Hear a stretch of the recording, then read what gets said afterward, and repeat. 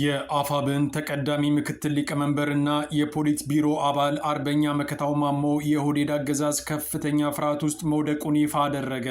የመጨረሻ ዝግጅት በተባለው ህዝባዊ መድረክ ላይ የተገኘው አርበኛ መከታው ማሞ ሶፍት ስጧቸው ሲሉ የነበሩትን ኦህዴዶች በመጨረሻም ማንበርከክ እንደተቻለ አረጋግጠዋል። ሌሎች የአፋብን ከፍተኛ አመራሮች በበኩላቸው ከቀበሌና ከወረዳ አስተሳሰብ በፍጥነት በመውጣት አማራ የተባለ ሁሉ ለመጨረሻው ፍልሚያ እንዲዘጋጅ አሳስበዋል። ለጦሩም መመሪያ አውርደዋል። ሰሙታላችሁ።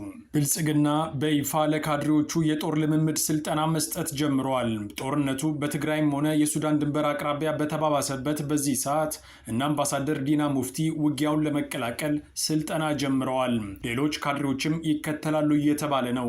ታዛቢዎች በበኩላቸው አብይ አህመድ ጦርነት አንፈልግም የሚለውን የህዝብ ድምፅ ከመስማት ይልቅ እዚህ ተግባር ውስጥ መግባቱ ጭንቀትና ውድቀቱን ያረጋግጣል ብለዋል። ዝርዝሩ በሰዓቱ ይቀርባል። ለእናቱ ሐዘን ወደ ኢትዮጵያ መጥቶ በዛው አሸባሪ ነህ ተብሎ በአገዛዙ የታሰረው ካናዳዊው የህሊና እስረኛ መነጋገሪያ ለመሆን በቅተዋል። ቢቢሲ እንደዘገበው የህሊና እስረኛው ባልተጠበቀ መልኩ ኢትዮጵያ ከመጣ በኋላ ለአንድ ዓመት ያህል በእስር እየማቀቀ ይገኛል። በኢትዮጵያ የካናዳ ኤምባሲም በጉዳዩ ላይ ጣልቃ ገብተዋል። አሁን በቀጥታ ወደ ዝርዝሩ አልፈናል።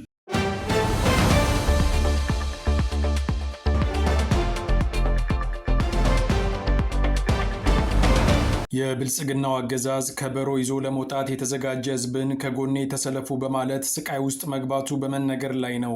ህዝቡ ተጨማሪ ምንም አይነት ጦርነት አንፈልግም በሚል ለብልጽግና ጀርባውን ቢሰጥም ብልጽግና በበኩሉ አዳዲስ ስሞችን በመስጠት ተጨማሪ ጦርነት ለማዋለድ ከጫፍ ላይ ደርሷል።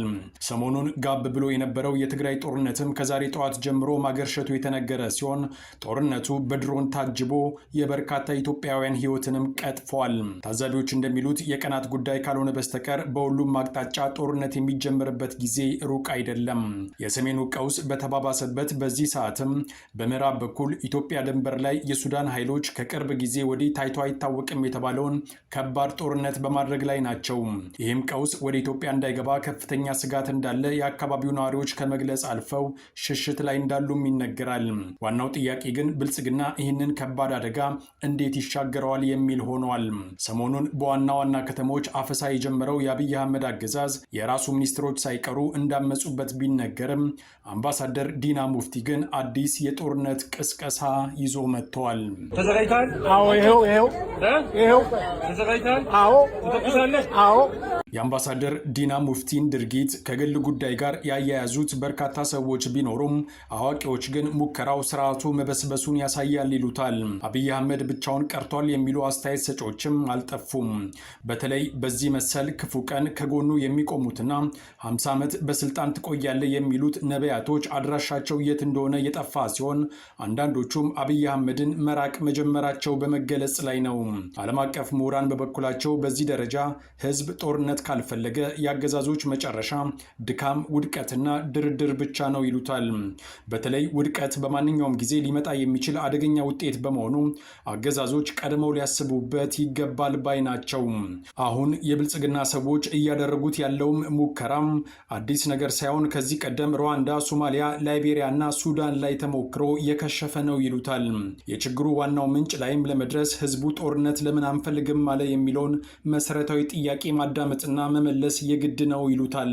በአንጻሩ የ140 ሚሊዮን ህዝብን ሐሳብ ሳይሆን ራሱን ብቻ በማዳመጥ ጊዜውን ያጠፋል የሚባለው አብይ አህመድ መደበኛ የጦርነት ቅስቀሳው ሲከሽፍ አሁን ደግሞ ካድሬዎቹን መሳሪያ በማስያዝ ቅስቀሳ ጀምረዋል። ይህ ልምምድ በጥቂት ካድሬዎችም ታጅቦ ለወደፊት ሊቀጥል እንደሚችል የተገመተ ሲሆን ውጤቱ ግን ድርድር ወይንም ውድቀት ከመሆን አያልፈም ሲሉ ዓለም አቀፍ ታዛቢዎች ከዚህ ቀደም የታዩ ተሞክሮዎችን በማቅረብ ይከራከራሉ።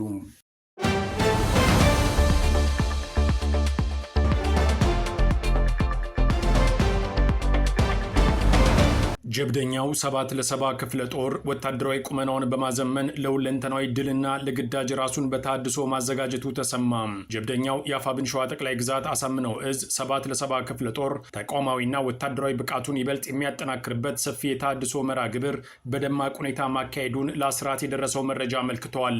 በሃይማኖት አባቶች ጸሎትና ቡራኬ የተከፈተው ይህ የታድሶ መርሃ ግብር የድርጅት የእዝ የኮር እንዲሁም የክፍለ ጦር ከፍተኛ አመራሮች በተገኙበት በእዙ ባህልና መዝናኛ ቡድን ያሸበረቀ አማራዊ ተውኔቶች ታጅቦ ተከናውኗል ተብሏል። ለግማሽ ምዕተ ዓመት ያህል የዘነበበትን የመከራና የጭቆና ዶፍ ለመመከት የአማራ ሕዝብ አምጦ የወለዳቸው እንቁ የዘመናችን የቁርጥ ቀን ልጆች መካከል አንዱ የሆነው 7 ለ70 ክፍለ ጦር ሕዝቡን ከመጥፋትና ከውርደት ታድጎ ወደ ታሪካዊ የክብር ማማ ለማሸጋገር ራሱን ለሕዝባዊ ዓላማ አሳልፎ የሰጠ የትግል ግንባር ቀደም ኃይል ነው ተብሏል። ለ13ኛ ጊዜ በጠላት ወረራና በእሳት ከተቃጠለው ጽኑ ማህበረሰብ ተሰባስቦ የተደራጀ መሆኑ ደግሞ ልዩ ያደርገዋል ይባላል። በሸዋ ጠቅላይ ግዛት ምድር በጀግንነት ታሪኩ የሚታወቀው በመከራ ቀን እንደ ንብ የሚናደፍ ለመጣበት ጠላት የማይበገረው የታሪካዊቷ የአጣዬ ምድር ፍሬና የአማራ ሕዝብ የቁርጥ ቀን ጠበቃ ነውም ተብሏል። ክፍለ ጦሩ በሂደት ያጋጠሙትን ውስጣዊ ክፍተቶች በመሙላት በአዳዲስ አመራሮች ወታደራዊ ቁመናውን ለማዘመንና ለቀጣይ ድርጅታዊ ግዳጆች ራሱን በከፍተኛ ዝግጅት አድሶ ተነስቷል። በዚህ የታድሶ መድረክ ላይ በክብር እንግድነት የተገኙት የአፋብን ተቀዳሚ ምክትል ሊቀመንበርና የፖሊት ቢሮ አባል አርበኛ መከታው ማሞ ባስተላለፉት መልእክት የትግሉን ቁርጠኝነት ገልጸው ሶፍት ላኩልን ላሉን መንጋዎች እኛ ደግሞ ዳይፐር ልከንላቸዋል ሲሉ መልሳቸውን ሰጥተዋል። በሌላ በኩል የአፋብን ሸዋ ጠቅላይ ግዛት አሳምነው እዝ ሰብሳቢና የአፋብን ስራ አስፈጻሚ አባል አርበኛ ደሳለኝ ሲያስብ ሸዋ ትግላችን ግቡን እንዲመታ መሰረታዊ ሀዲዱን ዘርግተን እየተጓዝን ነው ሲሉ ገልጸዋል። እንዲሁም ያሳምነው እዝ ዋና ወታደራዊ አዛዥ አርበኛ አማን እሸቱ በበኩላቸው የወታደራዊ ዝግጅትን ደረጃ በማጉላት ራሳችሁን ለቀበሌና ለወረዳ ሳይሆን ለመጨረሻው ታላቅ ግዳጅ አዘጋጁ ሲል ለሰራዊቱ ወታደራዊ መመሪያ አስተላልፈዋል። በመጨረሻም የታድሶ መርሃ ግብሩ ባህልና መዝናኛ ክፍል ባዘጋጀው ህዝባዊና ወታደራዊ ኪነት ደምቆ ውሏል። ክፍለ ጦሩ አዳዲስ አመራሮችን በመመደብ ህዝባቸውንና ሰራዊታቸውን በተጣለባቸው ኃላፊነት አመራሮቹ በታማኝነት በቁርጠኝነት በቅንነት እንዲያገለግሉ ቃለ መሃላ በመፈጸም መርሃ ግብሩ ተጠናቀዋል። ይህ በእንዲህ እንዳለ ህዝባዊ መድረኩ ቀጥሎ በደቡብ ወሎ ዞን ጉሽ ሜዳ ቀበሌም ተመሳሳይ መድረክ ተካሂደዋል። በጉሽ ሜዳ ቀበሌ ከፍተኛ ቁጥር ያለው ህዝብ በተገኘበት አጠቃላይ ህዝባዊ ስብሰባ በዛሬው ዕለት ማለትም ነሐሴ 8 2018 ዓ.ም የሚኒሊክ እዝ ከፍተኛ አመራሮች በተገኙበት ተካሂደዋል። በዚህ አበይት ህዝባዊ መድረክ ላይ የትምህርትና ስልጠና መምሪያ ምክትል ኃላፊ፣ የህዝብ አስተዳደር መምሪያ ኃላፊ እንዲሁም የ11ኛ ኮር ፖለቲካ ዘርፍ ኃላፊን ጨምሮ የሲቪል መዋቅር አመራሮች ተገኝተው ከህዝቡ ጋር ሰፊ ውይይት አድርገዋል። በዕለቱ የተደረገውን ስብሰባ በተመለከተ እንደተገለጸው የህዝቡ አቀራረብና ተሳትፎ እጅግ ከፍተኛና በርካታ የህብረተሰብ ክፍሎችን በነቃ ሁኔታ ያካተተ ነው። በውይይቱ ወቅት የህዝቡን ስሜትና አቋም ያንጸባረቁ አንድ የአካባቢው አባት እንደገለጹት ቀደም ሲል የነበረው ሁኔታ በማስታወስ እስካሁን ድረስ በእንደዚህ አይነት መንገድ ግንዛቤ ተፈጥሮልን አናውቅም በማለት የተጀመረውን የግንዛቤ ማስጨበጫ ስራ ተጠናክሮ እንዲቀጥልና ህዝቡም ሁልጊዜ ከፋኖ ጎን እንደሚቆም አረጋግጠዋል። ቀደም ሲል የነበረው አሰራር የተበታተነ እንደነበር በማስታወስ የአሁኑ የፋኖ መዋቅር የተስተካከለ የመሪነት ቁመናና ፖለቲካውን በቅጡና በወርዱ የተረዳ አመራር ያለው መሆኑን በመጥቀስ ድርጅታችን አፋብን መድኃኒታችንና መዳኛችን ነው ሲሉ ህዝቡ አድንቋል።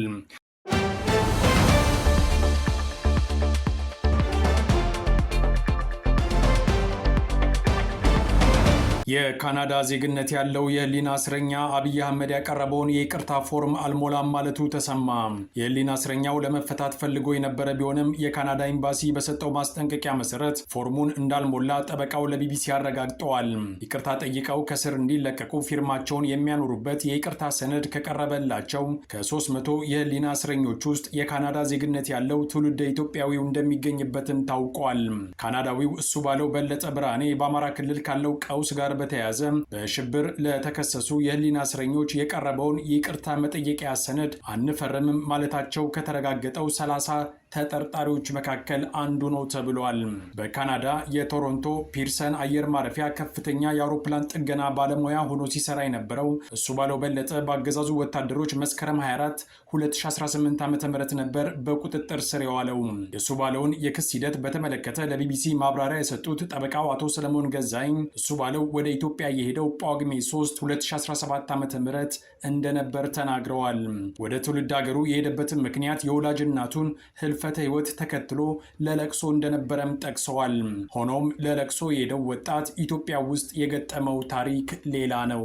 እግረ መንገዱን አዲስ ዓመትንም ባህር ዳር ከቤተሰቡ ጋር አሳልፎ መስከረም 22 ወደ አዲስ አበባ ስለመመለሱ የገለጹት ጠበቃው መስከረም 24 ከኢትዮጵያ ወደ ካናዳ ለመመለስ ቼኪንግ ጨርሶ ወደ ውስጥ ከገባ በኋላ አውሮፕላን ሊሳፈር ሲል ከቦሌ አየር ማረፊያ በአገዛዙ ወታደሮች ተይዘዋል።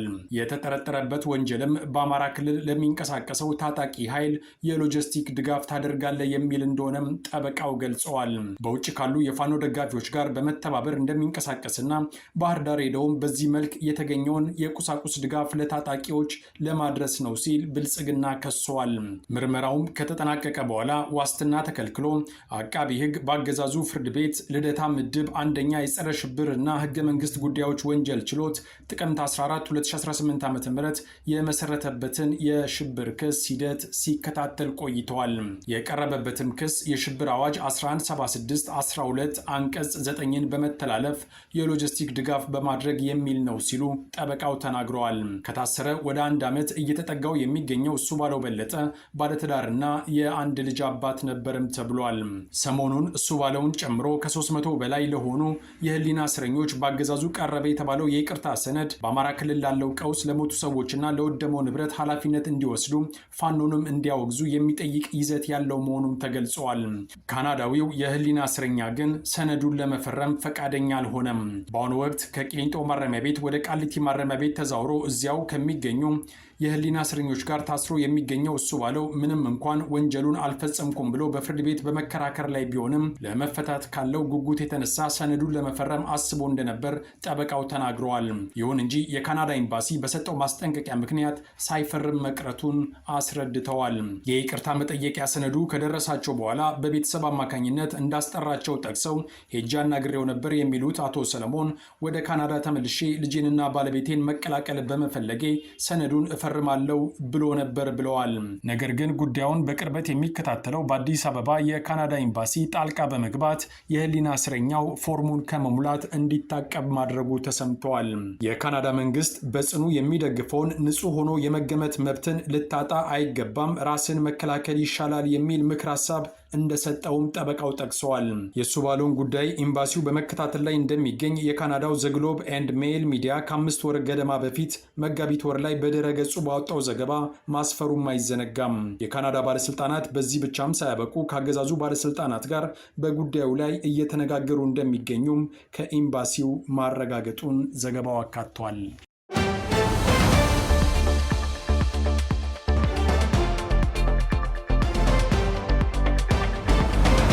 ከአስራት ብሮድካስቲንግ ሰርቪስ ለዕለቱ የነበረን ዜና ይህን ይመስል ነበር። አብራችሁን ስለነበራችሁ ከልብ እናመሰግናለን። በያላችሁበት ሰላም